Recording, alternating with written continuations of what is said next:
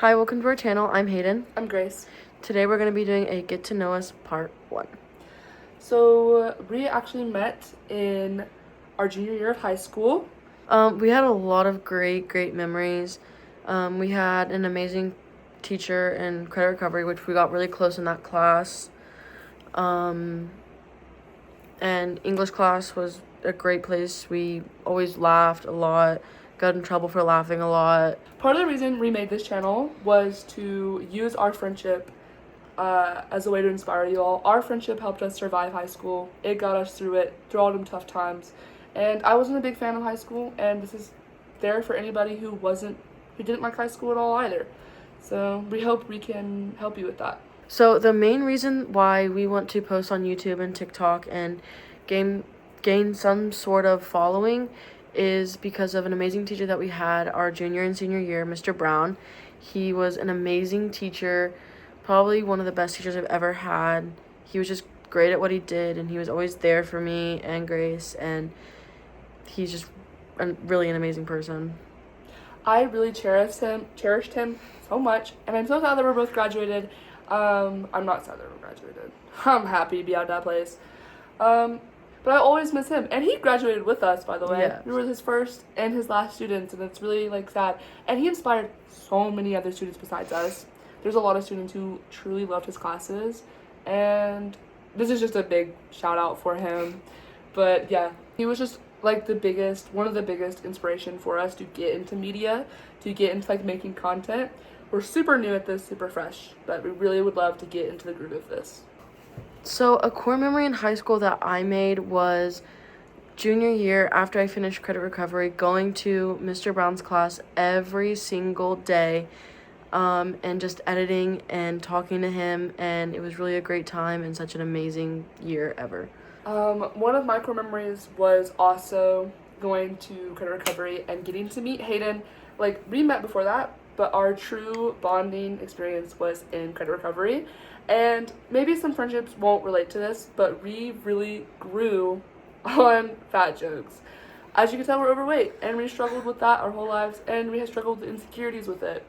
And we got ourselves to be more confident with each other, to get out of our shells, and to wear what we want to wear, and be loud and be proud by a little bit of fat shaming. And that's how it started. It really did start like that. And now we boost each other, we love each other, we reassure each other, and it's okay to be fat sometimes, guys. One of the biggest struggles in high school that I went through was probably senior year during like winter seasons. Literally just getting up out of bed and going to school was so hard. Like, even just thinking about the day ahead of me, I wanted to just lay down and sleep for the rest of my life. It was so hard to do absolutely anything. Like, 0 out of 10, I don't recommend, guys. Don't recommend. And sort of similar to her struggle is one of my biggest struggles throughout high school, and I'm sure many other students in high school and in college struggle with this, is just not going. I was a big skipper, and not like a cool skipper, okay? I wouldn't just ditch class in the middle of the day like the movies make it look. I just didn't get out of bed. I was in my bed, in my room, and I have a family that just didn't really push me a lot to do anything in my life. So I took advantage of that, and I skipped so much, and I really don't want future generations to be like me, and so I would love to be there. I want to put that out there, bring some self-awareness there. Yeah, that was one of my biggest struggles, guys, was skipping, and I failed so many classes because of that, struggled a lot because of it. Don't skip, guys. So, it might not seem like it, but me and Grace are different in a lot of different ways, okay? She, like she said, her family didn't push her that much. She would skip school a lot. There was a lot of stuff that she could get away with. My family, on the other hand, I was getting pushed to the limit. I was getting grounded for literally everything. I couldn't miss any school whatsoever. We both had very, like, different styles. Now they're kind of the same-ish because we share clothes all the time. But what I'm trying to say is it's okay to be different and be friends. Yes. I understand it's like friendship is gonna have its arguments, it's gonna have its downs and its ups, and we want anybody out there who has stigma, stereotypes, or anything like that, to know friendships will have that. And you can't be afraid of hurt, afraid of pain, afraid of arguing. Just talk it out, just be yourselves, communicate, and it will heal, I promise you. We used to get in fights all the time. So much. Arguments like every single week, 2 times a week. And we would stop like talking to each other. But we always ended up communicating in the end. And that's like the main thing with a friendship. You just have to communicate.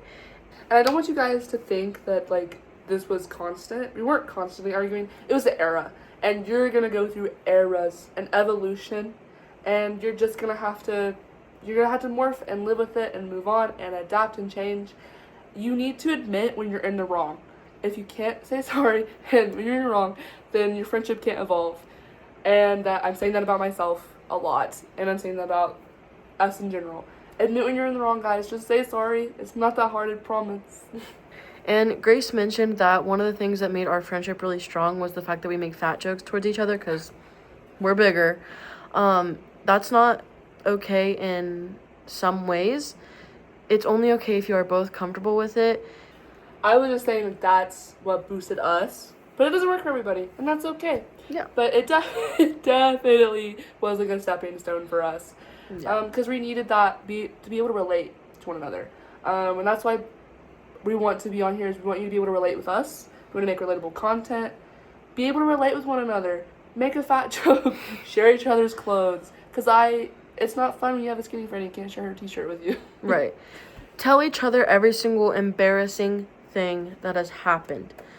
I'm not going to go into details, but so many embarrassing moments have happened with me, and she doesn't care at all, and that is a good friend. She will just laugh it out with me, or if I'm embarrassed about it, she will tell me not to be embarrassed about it. It is, like, you just have to be open and not care. And be human. Yes. Be human. Another thing is you are going to compare yourself constantly, and you're going to have that crowd mentality constantly everywhere you go in life. And you need to realize, like, everybody's different. Everybody's different.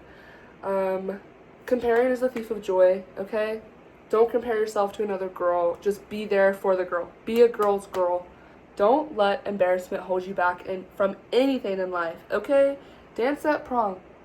Dance that prom, guys. Be embarrassing. Be silly. Be cringe. To be cringe is to be free.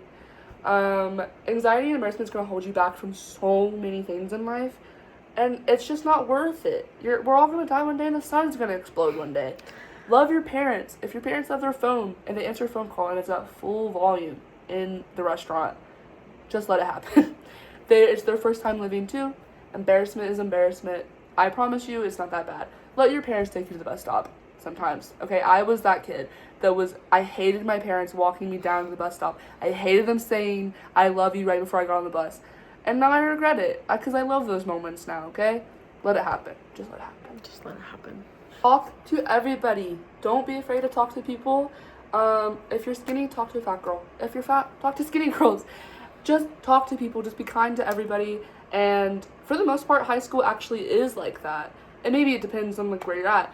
But our high school was like that. In reality, I had lots of nice conversations with people I thought were going to be totally different from me, who wouldn't relate to me, who wouldn't talk to me, but they did. So don't be afraid. Don't think stereotypically about anything. I promise it's not like that. It's not a Disney TV show. No sponsor. This big long intro and all these beautiful, sweet little sappy moments were for our list of 10 advice rules for surviving high school and getting ready for college and being a young adult in this really scary world. So, what is your first piece of advice? My first piece of advice would be you don't have to be prepared for everything. You don't have to be prepared for a class. You don't have to be prepared for work. I mean, you do in a sense, but you don't have to be prepared for absolutely everything. It's okay to be a little scrambled up sometimes. It's okay to not be perfect every single day of your life. When you see those influencers who have the 6 a.m. get ready with me videos, that's not realistic. It's not realistic. Don't be perfect, guys. We're never perfect. It's okay. My second piece of advice on the list of advice is the pressure with grades, right? We're all going to struggle with it. especially if you grew up in a pressured household. I didn't grow up in a pressured household, so I can't relate, but I still pressured myself very heavily with grades, and that is also just as toxic. Grades aren't everything. Don't hate yourself over a C, guys. It's a C. A lot of public schools are designed to kind of make you feel stupid. Their grading system isn't smart. Their grading system is cruel, and it hurts a lot of kids, and it leaves a lot of kids behind, no matter what people say. So don't let that grade pressure get to you. Don't stress yourself out over a test. My third piece of advice would be getting up out of bed in the morning. It may seem hard, and it may seem like the hardest thing in the world to do, but you just have to do it. May not sound like a lot coming from two girls who did skip a lot of school, but that's besides the point. I wish I didn't. I wish I did show up and actually lock in on my schoolwork. There is gonna be days that you don't feel like doing it, but you're just gonna have to push through it. Don't cause yourself a prison you can't get out of. Keep getting up every day and going to school. Don't fall into a cycle that you make for yourself. Remember a quadro. When you fall out of a routine and you get into a deep, dark, scary, little gloomy depression, you have to get back out. And your brain's gonna tell you there is no way to get out. Your brain's gonna tell you you can't survive this. But you've survived every single moment before this, and you're gonna survive every single moment after this. No matter how many times your brain chemically tells you that this is the end of the world, it's not. My little advice to get out of a dark routine and to get into a good routine would be get up, get out of bed, start with brushing your teeth. If you struggle with hygiene, just brush your teeth at least once a day. You need to do things you care about. Don't take away time from that. Don't bed rot for 6 hours when you know you have passions about something. If you like to draw, then draw. If you like to read, then read. Take 30 minutes to just do the things you actually love and care about and stop watching brain rot. I promise you're going to feel a lot better if you get off your phone for a little bit and do something you enjoy. So this is our fifth and final piece of advice. I know we said 10, but the video is getting kind of long. So my advice is walking across the stage. I know it seems super scary and like the most terrifying thing in the entire world, but it's really not. Coming from someone who literally was about to pee on themselves from anxiety, guys, it was so bad. I went to the bathroom like twice before we got in line to walk to our seats. My heart was racing. I was sweating. I was terrified, okay? There's no reason to be terrified. Everybody there is there for one person and one person only. They're not looking for you. Exactly. Your only people that are looking for you are your friends and your family. Okay? There's no reason to be scared. Just do it. And once you do it, it'll feel like the best moment ever. And it still doesn't matter because even if you do fall, the only people who are looking at you, truly looking at you, is your family. And I think they'll still love you, even if you fall on stage. Yes. They will still accept you back into the family, I promise. So it's okay. Don't overthink it. And you're not going to fall, I promise. And like another thing is about embarrassment, about anxiety.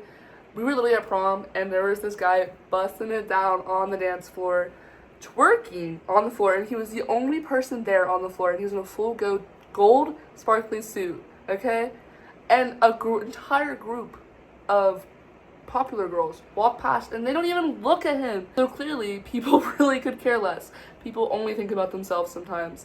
And as selfish as that sounds, that's true. No one really cares about you, Ka. It's really true. Except for your family and your friends. That was our list of advice for you. Hopefully it helps. If not, we're sorry. We tried our best. But if you like us, you should definitely subscribe.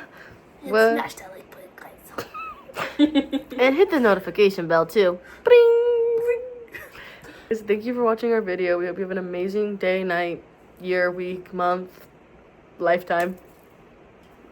Bye now. Lots of love from your favorite fat friends. Fat friends? Fat friends. Fat friends. Bye. Bye.